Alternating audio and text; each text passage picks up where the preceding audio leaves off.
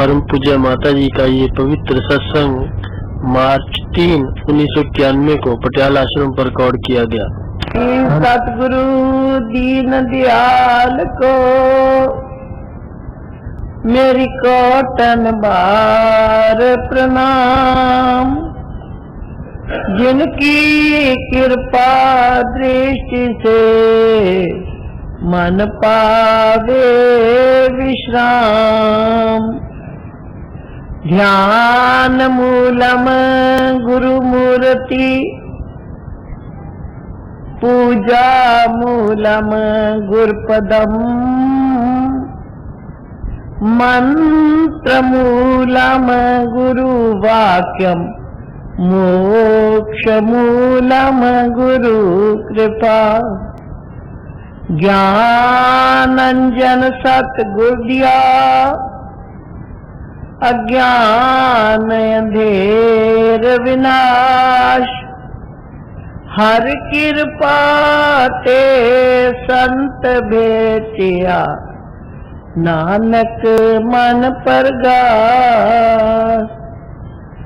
जेते सागर नीर भरिया,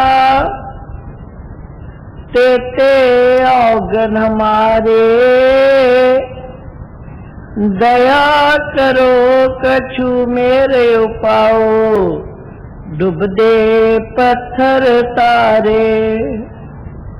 औगन किए तो बहुत किए, करत न मानी हाथ। भावे बंदा बख्शिए, भावे दीजे मान। मैं अपराधी जन्म का, नख शिख भरा विकार। तुम दाता दुख भंजना, मेरी करो संभाल। आप प्रगटे इस जगत में, जीव काज सुधारने। शब्द नाव बनाए सुंदर, दुखित जीव उबारने। नम्रता और दीनता से भेंट मेरी सतगुरु जी लीजिए। मैं हूँ शरणागत तुम्हारी, दास अपनी कीजिए। मैं हूँ शरणागत तुम्हारी, दासी भगवन की।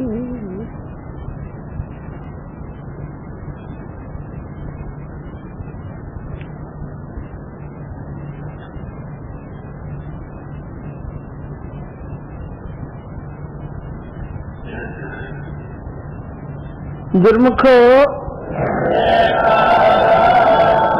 बोल मेरे श्री गुरु महाराज की जय। इस प्रकार अपने मन और चित्त की समस्त वृत्तियों को एकाग्र करते हुए और अपनी तवज्जो की धार को अपने इष्ट देव संत सतगुरु दाता दयाल जी के श्री चरण कमलों से जोड़ते हुए बड़े प्रेम सहित मिलकर के बोलो जयकारा। मेरे श्री गुरु महाराज की जय। गुरुमुखो, सत्पुरुषों के दरबार में सत्य और असत्य की परख कराई जाती है। वो इसी वास्ते संसार में आती है, यहाँ पर दोनों समान हैं, सत्य भी है और असत्य भी है। अब हमने सोचना है, विचार करना है कि हम किस काम के लिए आए हैं और क्या लेना है। महापुरुष फरमाते हैं, बल्कि सच पूछो सत्पुरुषों की भी हर प्रकार के सौदे की अलग अलग जगह, अलग अलग दुकान बनी हुई है। सत्पुरुषों के दरबार में भी एक ऐसी दुकान बनाई हुई है जहां पर हमेशा सत्य का सौदा ही मिलता है। इस वास्ते महापुरुषों ने फरमाया है कि ये संसार हाट बनिए कि सब जग सौदे आया, चातर माल चौगना कीना, मूर्ख मूल गवाया। चातर का मतलब है सियाना, समझदार। हमेशा दुकान पर सौदा तो मिलता है, वहां पर नकली भी होता है और असली भी। समझदार जो समझे हुए होते हैं वो तो असली सौदे के खरीद चाहते तो सभी असली हैं, लेकिन समझ का फर्क होता है। जो तो समझदार है, पारखू है, वो तो असल को खरीद करता है, और जो ना समझ है उसको जैसे भी बहका दिया जाए वो वही उसी में लग जाता है। इस वास्ते संत महापुरुष दो प्रकार के यहाँ तालब इल्म हैं। एक नकल के तालब इल्म है, वो कौन से हैं? जो मायाधारी हैं। और एक असल के तालब इल्म है, पढ़ाने वाले मास्टर हैं। जो पढ़ाने वाले मास्टर असल के हैं वो है संत जन। वो हमेशा सत्य और असत्य की हमें परख कराते हैं, और जो नकली बने हुए होते हैं वो हमेशा असत्य की तरफ, असत्य में रंगीनी है, असत्य कार्रवाई में रंगीनी है, और जो कार्रवाई है खुशियां भी हैं वहां पर ज्यादातर। इसकी शरीर भी नकली है, शरीर भी नाश होने वाला है, और ये दुनिया भी हमारे से छीन ली जाएगी। इस वास्ते हमें पहले ये पता होना चाहिए कि हम किस सौदे के ग्राहक हैं, किस सौदे को लेने के लिए आए हैं।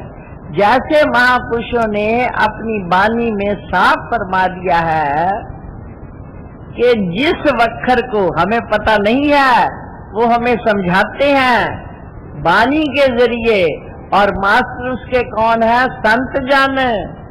वो हमें उनकी वो तालीम हमें संत समझाते हैं और बताते हैं कि जिस वक्खर को लेने तू आया है तो तू सौदागर लेने सौदा करने के लिए आया है, मगर सौदा कौन सा करना है वो भी बतला रहे हैं। जिस वक्खर को लेने तू आया, राम नाम संतन घर पाए। वो था राम का नाम। राम राम सब दुनिया करती है, महापुरुष फरमाते हैं राम राम सबको कहे, पर कहने में विचार वही राम साधु कहे और वही कहे संसार। राम को देखा ही नहीं, उसके नाम का क्या पता हो। इसी वास्ते संत समझाते हैं तू राम के नाम को जो के तुझे संत समझाएंगे, विचार करना है। हम बड़े भूले हुए हैं, वो हमें समझाते हैं जिस वक्खर को लैन तू आया, राम नाम संतन घर पाया। वो संतों के घर से प्राप्त होगा। और फिर प्राप्ति की भी युक्ति बतलाते हैं, वो कैसे प्राप्त होगा? संतन घर तो पाया, राम नाम संतन घर पाया, मगर उसके लिए क्या करना है? ताज अभिमान लियो मन मोल। अपनी खुदी को छोड़ दे, अपने अभिमान को छोड़ दे, मैं कुछ जानता हूं नहीं। इस वास्ते हम सब अपनी खुदी में फंसे हुए हैं। हर एक ये समझ रहा है जो कुछ मैं कर रहा हूं वो ठीक है। नहीं, ये हमारी भूल है। हमें संतों के पास उस राम के नाम को लेने के लिए संतों के घर जाना ही होगा। फिर उसके साथ साथ अभिमान को भी छोड़ना है। तज अभिमान लियो मन मोल, राम नाम हृदय में। फिर तू उस राम के नाम को अपने हृदय में तोल के देख। इस वास्ते हमने वही काम करना है। फिर उसके साथ उन्होंने क्या फरमाया, लाद खेप संतन सगिता। ये सौदा करके राम नाम का अभिमान को छोड़ के राम नाम का सौदा करके फिर कहाँ जा रहा है, संतों सगिता। अवर त्याग मिथ्या जंजाल। मिथ्या मैंने झूठे, जो तेरे मिथ्या झूठे जंजाल हैं उनको, उनका त्याग कर। अवर त्याग मिथ्या जंजाल। जिस वक्त तूने वो छोड़ दिए, उनका त्याग कर दिया, फिर धन धन कहे सब कोई। सब दुनिया तुझे धन धन करेगी। संत जो भी हो उसकी महिमा क्यों होती है, राम के नाम से। राम के नाम से ही महिमा होती है, और उसका निवास भी कहाँ होता है, संतों के संग। धन धन कहे सब कोई।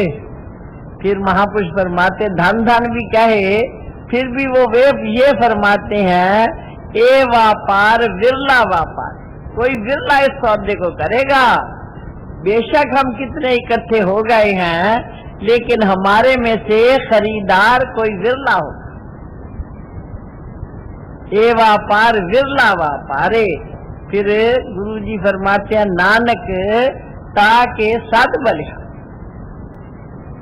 जो इस सौदे को कर ले, इस राम के नाम के सौदे को कर ले, फिर नानकता के सद बलिहारी। उस पर गुरु जी फरमा रहे हैं, हम बलिहार जाते, हमेशा बलिहार जाते हैं। इस वास्ते हमने विचार करना है, क्योंकि इस दुकान पर दूसरी चीज तो मिलती नहीं। जहाँ भी कोई जो चीज होगी वहाँ से वही चीज मिलेगी, दूसरी नहीं मिल सकती। बल्कि आजकल तो बाजार ही बन गए ऐसे कि एक ही चीज का सामान वहाँ पर एक बाजार में एक ही तरह का सामान मिलता है। इसी तरह संतों के घर में भी एक ही सामान मिलता है। जो दूसरे भावों को लेके आते हैं, धन मिल जाए, इज्जत मिल जाए, मान मिल जाए, बड़ाई मिल जाए, ना ना, यहाँ पर तो नीचा बनना पड़ता है। नीच नीच सब तर गए, संत शरण जिन लीन, जाति के अभिमान में डूबे सकल कुलीन। सकल कुलीन बड़ी बड़ी कुलों वाले सारे वो खत्म हो गए। किसके? अपने आपे की वजह से, खुदी की वजह से वो खत्म हो गए। क्यों? हमेशा नीचा ही सब कुछ पा सकता है। महापुरुष ने दूसरी जगह पर फरमाया है, ऊंचे पानी नाच के नीचे ही ठहराए, नीचा होए सो भर पिए, ऊंचा प्यासा है। ऊंचा जो अभिमान करता है, यहाँ पर अपनी खुदी में रहता है, दूसरों के सियानों के वचनों पर नहीं अमल करता, वो सब खत्म हो जाता। हमें पता नहीं कि हम किस काम के लिए यहाँ पर आए हैं। हमारा काम कुछ और था, मगर कर कुछ और रहे हैं। काम था परलोक का और लगे हुए हैं लोक में। ये तो सोचना है ना। इसी वास्ते संतों का संसार में ज़हूर होता है। वो कहते हैं, पहले मरण कबूल कर, जीवन की छड़ आस, हो सबना की रेन का, तो आओ हमारे पास। तब हम उस दरबार में कबूल होंगे, वो अपनी चरण शरण बख्शेंगे। इस वास्ते बेशक ऊपर से तो सब हम कहते हैं कि हमने नाम ले लिया, चाहे मैं क्यों ना हूँ, ये नहीं देखना, ये खुद ही सब में समाई हुई है। उसमें से तो कोई विरले विरले जिन पर सत्पुरुषों की अपार कृपा होगी वो ही बच सकेंगे। इस वास्ते वहाँ पर भी महापुरुष फरमाते हैं, यहाँ वहाँ पर भी तराजू लगा हुआ है, उस तराजू में वो हमें तोलते हैं। इस वास्ते हमारा भी फर्ज बनता है कि हम सच के ग्राहक बने। इसके लिए क्या करना पड़ता है? मन बेचे सतगुरु के पास, जिस सेवक के कार्य रास। कार्य दुनिया में रहो, ये नहीं वो कहते दुनिया को छोड़ के चले जाओ, ना ना। सतगुरु पूरा पेटिए, गुरबानी में लिखा है, सतगुरु पूरा पेटिए पूरी होवे युक्त, हसेंद्या खलेंद्या पवेंद्या विचे होवे मुक्त। मुक्त मैंने आजादी। इस वास्ते वो ये फरमा रहे हैं, अगर तुझे पूरा सतगुरु मिल गया फिर सारी तेरी कार्रवाई दुरुस्त हो जाएगी, पूरी हो गई। फिर खाते पीते हंसते खेलते दुनिया के कारोबार करते हुए ही तू बीच में ही मुक्त यानी आजाद हो जाएगा। इस वास्ते हमारा फर्ज बनता है कि हम विचार करें, मानुष जन्म बार बार नहीं मिलना, मानुष जन्म दुर्लभ है। क्या कर तू होत न बारंबार, ज्यों फल पाका भूई गिरे फिर बहर न लागे डार। जैसे पका हुआ फल टानी से टूट जाता है फिर दोबारा नहीं लग सकता। इस वास्ते संत आके हमें समझाती है, वो नहीं, इस वास्ते तू अपना काम बना ले। अगर एक बार ये मनुष्य जन्म हमारे से छिन गया, ले लिया गया, फिर दोबारा ना जाने हमें ये मौका मिले या ना मिले। इस वास्ते ये सब सोचते हुए ही संत पुरुषों ने सद्गुरु की सेवा, सद्गुरु की कृपा को हासिल करने के लिए बड़ी बड़ी कुर्बानियां दी है। ये वक्त हाथ आने वाला नहीं है, बड़ा ही दुर्लभ समय है। इस वास्ते महापुरुष आके समझाते हैं, जागो जागो क्यों सोए हुए हो। कबीर सोया क्या करे, जागन की कर चौंप। ये दम हीरा लाल है, गिन गिन गुरु को सौंप। ये तेरे दम जो है, सारी जिंदगी का दारो मदार श्वासों पर है। सब खुशियां आप बताएं, अगर आज हमारा श्वास, कई कहते हैं ना मुझे सांस की बीमारी है, फिर उसको कोई और चीज अच्छी लगती है, चल वो नहीं सकता, खा वो नहीं सकता, सारा दारोमदार तो श्वासों पर है, मगर हम इनको जाया कर रहे हैं। हम कह रहे फिर गुजरान कैसे हो, हम कैसे गुजरान करें? अगर ये श्वास, ये जिंदगी जो मिली है, इनको छोड़ दे, जिंदगी को संतों के साथ चले जाए तो गुजरान कैसे होगी? संत महापुरुष फरमाते हैं, भाई मुए को प्रभु देता है, लकड़ी कपड़ा आग, जीवत नर चिंता करे, इसके बड़े अभाग।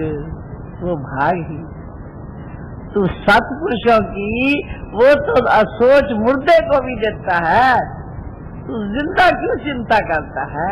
अगर चिंता करनी है, चिंता तो सतनाम की, और न चितवे दास, जो कुछ चितवे नाम बिन, सोई काल की फांस। जो उस नाम के बगैर चिंता और करता है, वो सब काल की फांस। सबसे पहले तो इंसान ने यही विचार करना है कि मैंने इस दुनिया में नहीं रहना, मैंने यहाँ से चले जाना है। जब चले जाने का विचार आएगा तो जाने की तैयारी करेंगे। हम जितनी कार्रवाई कर रहे हैं अभी तो यही समझ नहीं है, हाँ कहने पर कहते हैं जी जानते सारे ही हैं मर जाना है। संत महापुरुष फरमाते हैं, चलो चलो सबको कहे पर चलन न जाने कोई, ऐसी मरनी मर रहो जो बहुत जन्म ना हो। मरण मरण सबको कहे पर मरण न जाने कोई, ऐसी मरनी मर रहो जो बहुत जन्म ना हो।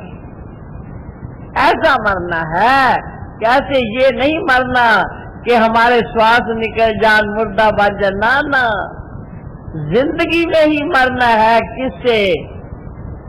सब दुनिया की ख्वाहिशात से अलग होना है। जो दुनिया में हमारा मन फंसा हुआ है, महापुरुष फरमाते हैं क्यों गलत चल रहा है? मन तो तेरा एक है, भावे जिधर लगाए, भावे प्रभु की भक्ति कर, भावे विषय कमाए। दो मन तो है नहीं। चाहे तू उससे प्रभु की भक्ति का काम ले ले, चाहे संसार के भोगों का काम ले ले। इस वास्ते विचार करना, हमने रोज रोज अपने मन पर काबू करना है और ये सोचना है कि मेरा मन किधर जा रहा है, माया की तरफ जा रहा है या भक्ति की तरफ जा रहा है। सामान सच के खरीदना चाहता है या नकली लेना चाहता है। सच्चे सामान की कीमत हर जगह मिलेगी। आगे देखते नहीं, सोना की कीमत कुछ और होती है, चमकता तो पीतल भी है। हर चमकती चीज सोना नहीं बन सकती। इस वास्ते सोचना है कि हमने सच को खरीदना है, झूठ के गाहक नहीं बनना। ये सब जो रंगीनी नजर आ रही है, ये सब झूठ की है। संत कहते हैं दो रंगी छोड़ एक रंग हो जा, सरासर मोम हो या संग हो, दुविधा में ना रहो, एक तरफ हो जा। ये सोचने वाली बात है। आपने सुना होगा कि बुल्ले शाह जी बड़ी ऊंची जात के थे। उनके ऊंची जात के थे और उनके गुरु कौन थे? राई जो खेती बाड़ी का काम करते हैं, उनको घटिया दर्जे की जात कहते हैं। तो वो उनके गुरु थे। उनके गुरु थे बुल्ले शाह जी के, अनायत शाह उनका नाम था। उन्होंने उनसे दीक्षा ली। उनके पास जाते थे, छुप छुप के जाते थे। ये सोच डरते थे दुनिया हमें क्या कहेगी कि राई के शिष्य है। तो उन्होंने ऐसे छुप छुप के जाते थे। एक दिन जा रहे थे उनके पास और बड़ा अच्छा लिबास पहना हुआ था। वहां पर एक भंगन थी जो झाड़ू दे रही थी। उसने कहा, शाह जी एक तरफ होके चलो। कहते बस बस बस, अब मैं समझ गया, अब एक ही तरफ होके चलो। दुविधा में दोनों गए, माया मिली ना राम। मैं दुविधा में था अभी तक, अब तू ही मेरी गुरु है, बस अब एक ही तरफ होके चले। उस दिन से पूर्ण रूप से शरणागत हो गए, लोक लाज को छोड़ दिया। गुरुमुखो विचार करना है, लोक लाज आरजी है, बल्कि हमारे लिए रुकावट। दुनिया जो हमें अपनी तरफ खींचती है, हम सोचते हैं कि भाई क्या कहेंगे, संतों के पीछे पीछे चलते हैं। श्री स्वामी जी का एक सत्संग भरा हुआ, उसमें लिखा है, उन्होंने फरमाया है कि एक बड़ा उनका भगत था तो बड़ी देर के बाद मिला। परम पूज्य स्वामी जी ने पूछा, भगत जी इस बार तो बड़ी देर से मुलाकात हुई है कि महाराज मन तो आपके पास ही था, मगर क्या करूं, मजबूरियों ने मुझे रोक रखा। इतनी देर में कोई उसका मिलने वाला आ गया, वो पीछे रुक गया। तो आगे जाके फिर जब वो चला गया तो फिर गया श्री स्वामी जी के पास। उन्होंने कहा, भगत जी आप बात करते करते कहाँ चले गए? जी कोई आ गया था मिलने वाला, वो मानता नहीं। स्वामी जी ने फरमाया, फिर तुझे ये शर्म आती थी ना कि भी मैं संतों के पास, वो ये ना कहे कि ये संतों का संग करता है। कि महाराज कुछ ऐसा ही था, ऐसे से ही वाकफियत थी। उन्होंने कहा, यही लोक लाज। जब तक जीव इस लोक लाज को त्यागेगा नहीं, तब तक उस मंजिल पर नहीं सकता, वो सौदा नहीं खरीद सकता। अगर खरीद भी ले तो उसमें घाटा ही घाटा है। इस वास्ते हमने सबने ये समझना है कि हमारे जीवन का लक्ष्य क्या है। महापुरुष बार बार जी वो कहते हैं, जग से छत्ती हो रहो और सतगुरु से 6-3। लोकलाज का यही मतलब है ना। वो कहते हैं जिसकी तुझे लाज है उनसे छत्ती बन जाओ, जग से छत्ती हो रहो और सतगुरु से 6-3। तुलसी ही ये विचार के यही मतों पर भी इसी को समझना है, इसी रास्ते पर चलना है। दुनिया की तरफ से कैसे लफ्ज एक ही है, 36 और 63। जग से ऐसे हो जाओ जैसे 36 का हिस्सा है, उन दोनों की आपस में पीठ है, मुंह दूसरी तरफ है, और 63 का दोनों का मुंह एक तरफ है। कैसा छोटा सा प्रमाण दे के हमें समझाते कि भाई बड़ाई किसकी है, बड़ा हिंसा कौन सा कहलाएगा, 63 कहलाएगा या 36 कहलाएगा? छोटा है। फिर वो कहते तुम ऐसे ही छोटा बन जा, 36, जग से 36 हो रहो। पीठ दे दे जग की तरफ, जग की तरफ मुंह ना कर, और फिर बड़ा बनना है तो 63 बन जा। वो भी 6 और वो 3 और 6, ये 6 और 3। वो कहते हैं 63 बन जा। फिर दर्जा 63 का बड़ा है ना, 36 का तो छोटा ही है। तो उन्होंने कहा तू 63 बन जा, सतगुरु से 6-3। तुलसी ही ये विचार के, ये अपने हृदय में विचार करो, यही मतों पर ये विचार करने की बात है।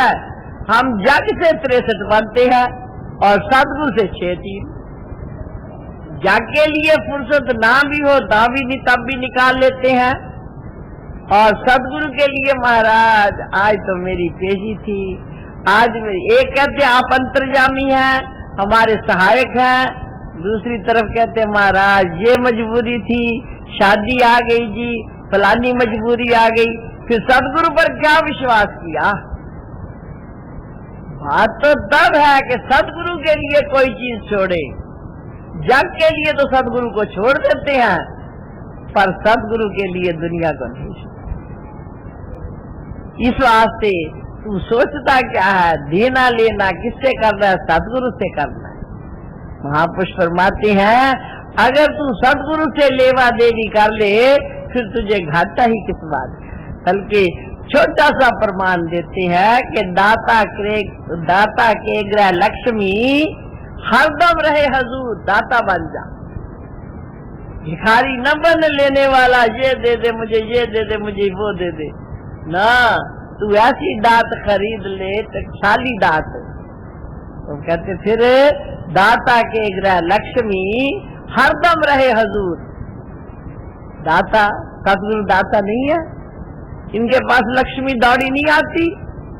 हमारी जेब की लक्ष्मी की कोई कीमत नहीं, जब सतगुरु की सेवा में लग गई फिर उसकी क्या कीमत हो गई?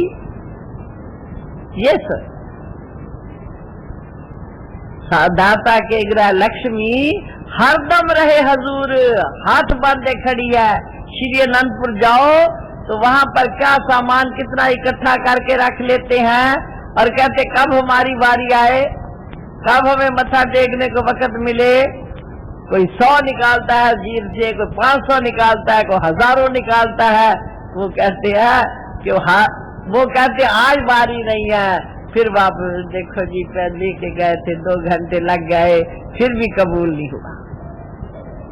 सिर पर उठाए रखते हैं, कहीं गुरु महाराज जी की इधर उधर ना रह जाए, गुरु महाराज जी की दृष्टि पड़ जाए इस सामान पर।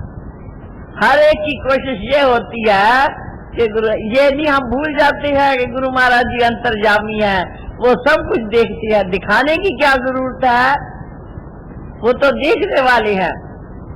उनकी वो अंदर की अंदरूनी आंख से देख रहे हैं, उनका शिव नेत्र है। इस वास्ते जो कहते हैं हरदम रहे हजूर,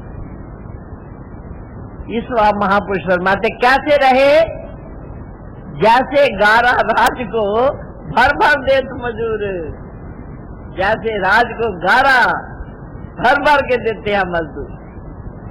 इस वास्ते गुरुमुखो हमने विचार करना है, मानुष जन्म है, ये बार बार संत महापुरुष बार बार यही समझा रहे हैं कि तू होशियार हो जा, ये वक्त फिर तेरे हाथ आने वाला नहीं।